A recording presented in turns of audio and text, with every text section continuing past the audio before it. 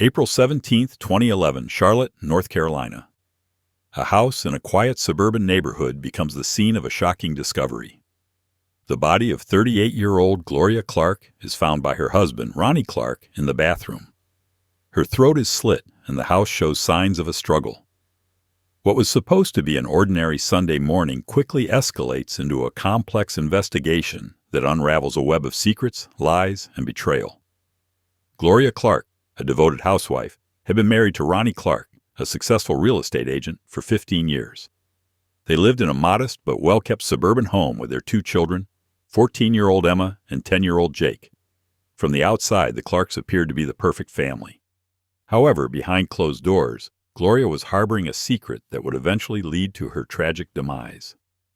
Between January 2010 and June 2010, Gloria Clark's life began to change in ways that even she did not fully understand. It all started innocently enough. A small leak had appeared in the kitchen faucet, just a drip that had annoyed Gloria every time she used the sink. Ronnie, her husband, was always busy with his work in real estate and didn't have time to fix it himself, so Gloria decided to call a plumber.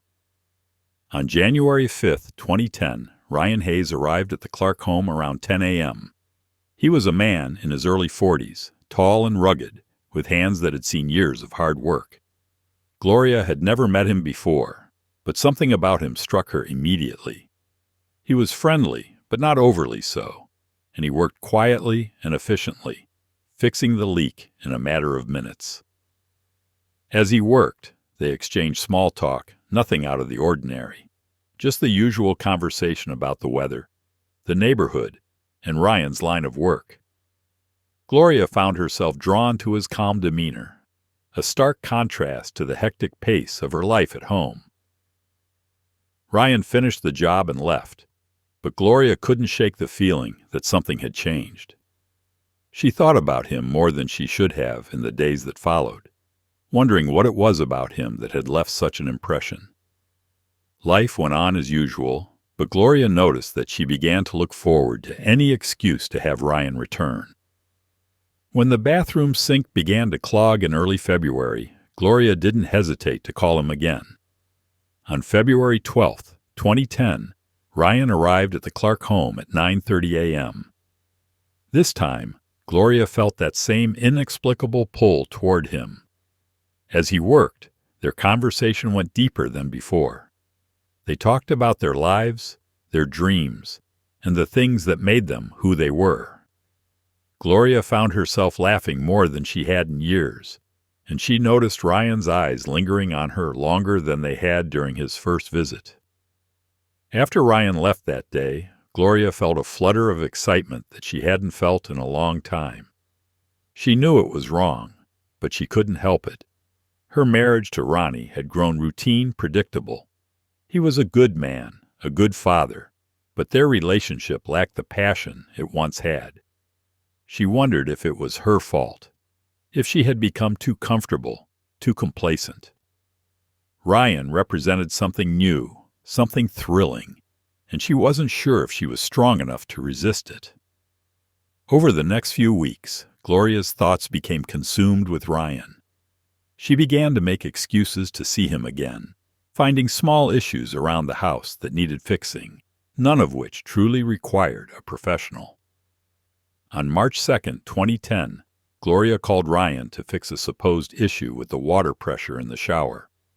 When he arrived at 10:15 a.m., the tension between them was palpable. They both knew it, but neither of them said anything. Instead, they danced around it, talking about everything and nothing, both aware of the unspoken feelings that were growing stronger with each passing day.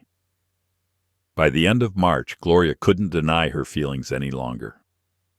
On March 25, 2010, she invited Ryan over under the pretense of looking at a leak under the kitchen sink. When he arrived at 9 a.m., she was waiting for him, her heart pounding in her chest. They talked for a while, but this time the conversation was different. There was an electricity in the air, a connection that neither of them could ignore. Without thinking, Gloria leaned in and kissed him. It was a kiss that felt like it had been a long time coming, and in that moment Gloria knew there was no turning back. From that day forward, Gloria and Ryan's relationship quickly escalated. They began meeting in secret, always careful to keep their affair hidden. Ryan would visit the Clark home during the day, while Ronnie was at work and the children were at school. Gloria would wait for him, her heart racing with anticipation, and they would spend hours together, their relationship growing deeper with each meeting. They also began to meet at motels around the city, places where they knew they wouldn't be recognized. These meetings became a regular occurrence, always planned out with meticulous care to avoid suspicion. Gloria found herself making up excuses to leave the house, telling Ronnie she had errands to run or was meeting friends for lunch. She became an expert at lying and covering her tracks, all the while knowing that what she was doing could destroy her family. As the months passed, Gloria became more and more entangled in her affair with Ryan. She knew it was dangerous, that it couldn't last forever, but she couldn't bring herself to end it. Ryan made her feel alive in a way that she hadn't felt in years, and she wasn't ready to give that up. She knew it was only a matter of time before the truth came out, but until then, she was determined to live in the moment, to hold on to the excitement that Ryan brought into her life. The affair remained undetected for several months, but the strain of living a double life began to take its toll on Gloria.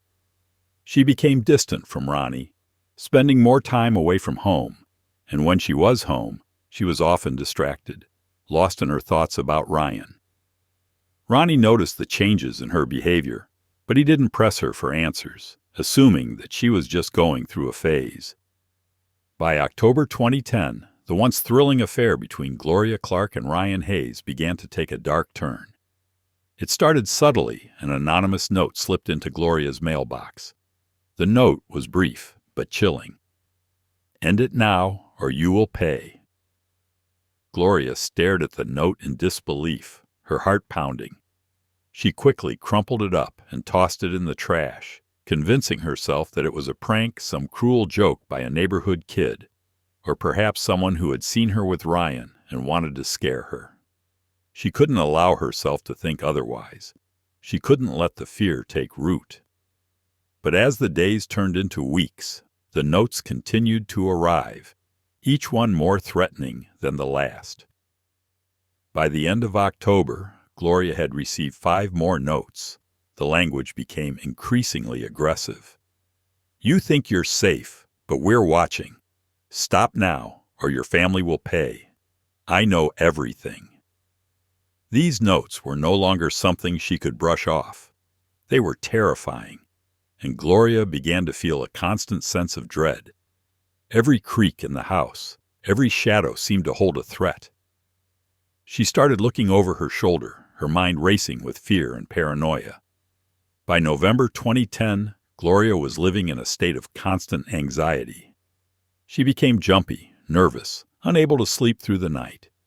She would lie awake, staring at the ceiling, wondering who could possibly know about her affair and why they were tormenting her. She thought about telling Ryan, but she didn't want to drag him into her fears. She didn't want him to think she was weak, that she couldn't handle the pressure. So she kept the notes to herself, hiding them in a shoebox in the back of her closet, hoping that if she ignored them, the threats would eventually stop. But they didn't stop. By December 2010, the notes had become a daily occurrence. Some were left in her mailbox, others slipped under her front door, and a few even placed on her car windshield while she was out running errands. Each time she found a new note, she would feel a surge of panic, her hands shaking as she read the threatening words. The fear was overwhelming, but Gloria felt trapped, unable to confide in anyone. She was too scared to tell Ronnie, knowing that revealing the notes would mean revealing her affair. She was too afraid to go to the police, worried that doing so would bring even more attention to her secret. As January 2011 arrived, Gloria's life was unraveling. The stress of the threats, combined with the guilt of her affair, began to take a toll on her health. She lost weight, her face grew pale, and she developed dark circles under her eyes from lack of sleep. She became more withdrawn from her family, often locking herself in the bathroom to cry, her body shaking with silent sobs. Ronnie noticed the change in her, but she always brushed off his concerns, telling him she was just tired or stressed from managing the household. But Ronnie wasn't convinced.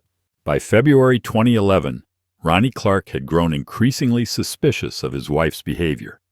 He had noticed unexplained charges on their credit card statements, hotel rooms, meals at restaurants, all during times when Gloria had told him she was out with friends. Her once calm and steady demeanor had become erratic, and Ronnie could no longer ignore the nagging feeling that something was terribly wrong. On February 8, 2011, he made a decision that would change everything. He hired a private investigator. The investigator worked quickly, and within 2 weeks he had gathered all the evidence Ronnie needed to confirm his worst fears. The investigator provided him with photos of Gloria and Ryan together, detailed reports of their meetings at motels, and even records of phone calls and text messages between the two. On February 26, 2011, Ronnie sat in his car, parked a few blocks away from his home, and flipped through the photographs. Each image was like a knife to his heart. There was Gloria, the woman he had loved for 15 years, smiling, laughing, kissing another man. Ronnie felt a rage building inside him, a fury so intense that he thought he might explode. On March 12, 2011, Ronnie couldn't hold back any longer. He waited until the children were out of the house and then confronted Gloria. It was around 10 a.m. when Ronnie laid the evidence in front of her: photos, receipts, everything. Gloria's face went white as she realized what she was looking at. At first, she tried to deny it, stammering, trying to come up with lies to explain away the damning evidence. But the look in Ronnie's eyes told her that it was no use. The truth was out. Gloria broke down, sobbing, pleading with Ronnie to forgive her, promising that she would end the affair immediately, that she would do anything to save their marriage. But Ronnie was beyond devastated. His love for Gloria had turned into something cold and dark, a mixture of betrayal, anger, and deep hurt. He demanded that she cut all ties with Ryan, that she never see him again, and that she focus on repairing the damage she had done to their family. 3 days later, on March 15, 2011, Gloria picked up the phone to call Ryan. It was 9:45 a.m. when she dialed his number, her hands trembling. Ryan answered after the first ring, his voice warm and familiar, but Gloria couldn't bring herself to respond immediately. When she finally spoke, her voice was barely above a whisper as she told him it was over. Ryan was stunned. He tried to reason with her, to convince her that they could still be together, that she should leave Ronnie and start a new life with him. But Gloria was resolute. She told Ryan that she had to stay for the sake of her children, that she couldn't tear her family apart. Ryan's tone shifted from heartbreak to anger. He began to raise his voice, pleading with Gloria to reconsider, but she couldn't listen to it anymore. The guilt, the fear, the weight of everything she had done was crushing her. She hung up the phone abruptly, her heart heavy with the knowledge that she had lost something she could never get back. On March 20th, 2011, Ryan Hayes began to unravel, his obsession with Gloria Clark reaching a dangerous level. Unable to accept that she had ended their affair, Ryan started to follow her, watching her every move.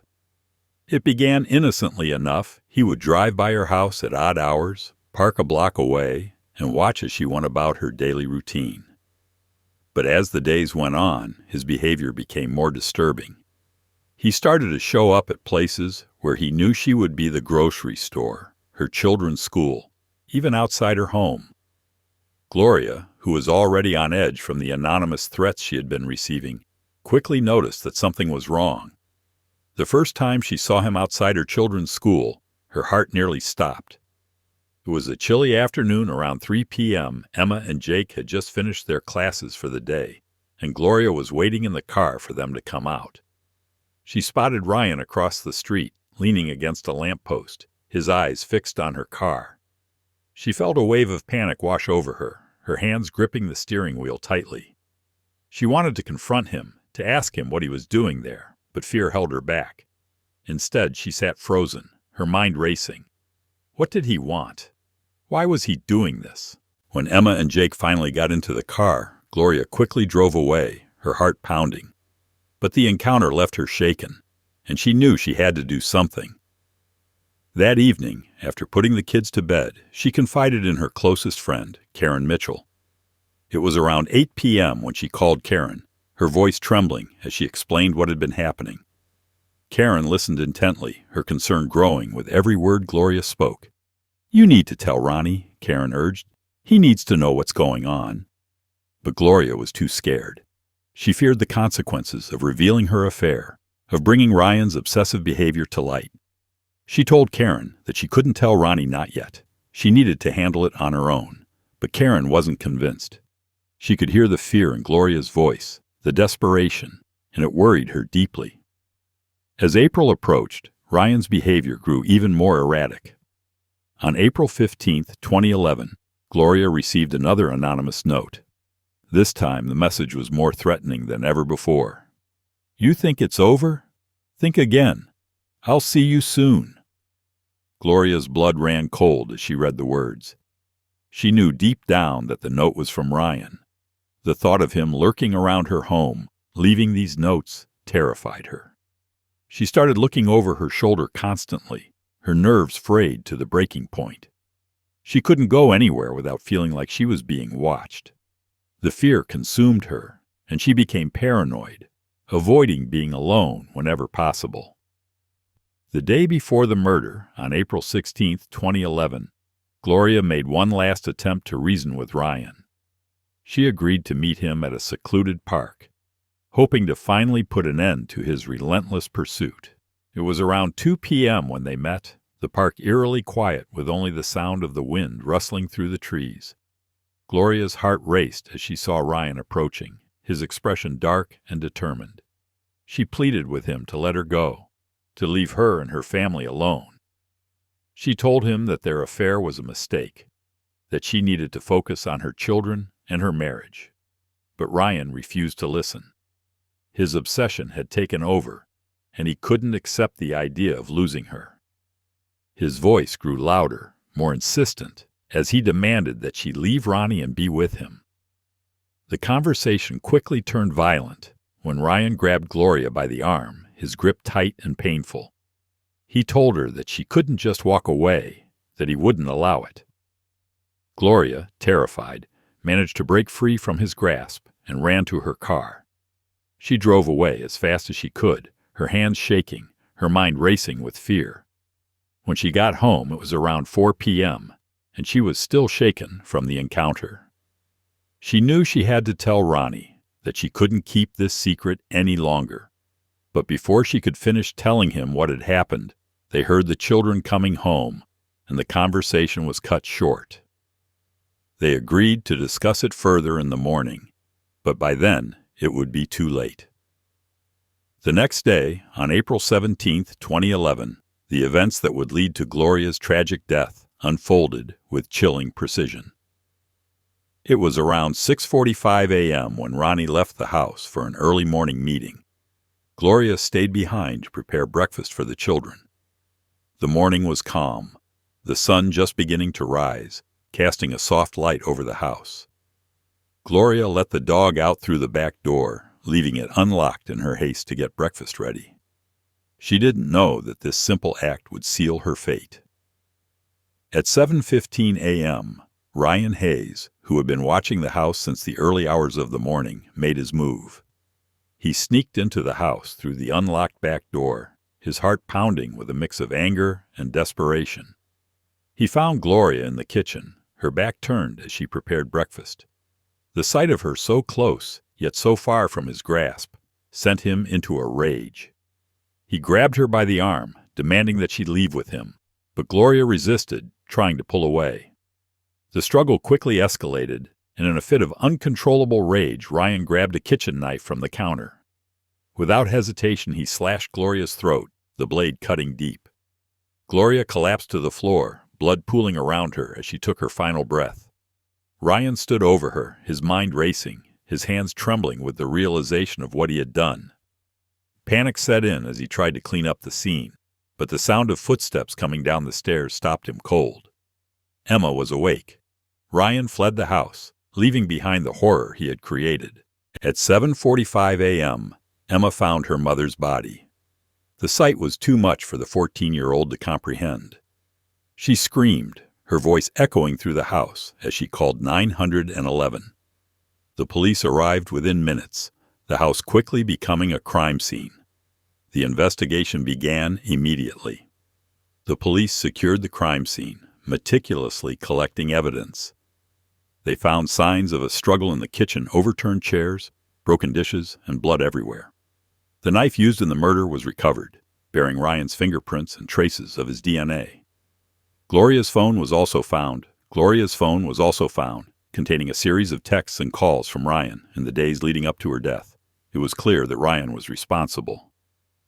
On April 18, 2011, detectives interviewed Ronnie and the children. Ronnie, still in shock, provided the police with everything they needed to know about Gloria's affair and Ryan's recent behavior. He handed over the threatening notes, confirming that Gloria had been living in fear for weeks. The police wasted no time issuing a warrant for Ryan Hayes' arrest. 2 days later, on April 20, 2011, Ryan was found hiding out at a motel just outside the city. He had been on the run since the murder, but he didn't resist when the police arrived. They arrested him without incident and brought him in for questioning. During the interrogation, Ryan initially denied any involvement in Gloria's death, but the evidence was too strong. Faced with the overwhelming proof against him, Ryan eventually confessed, claiming that he had acted out of passion, that he never intended to kill her.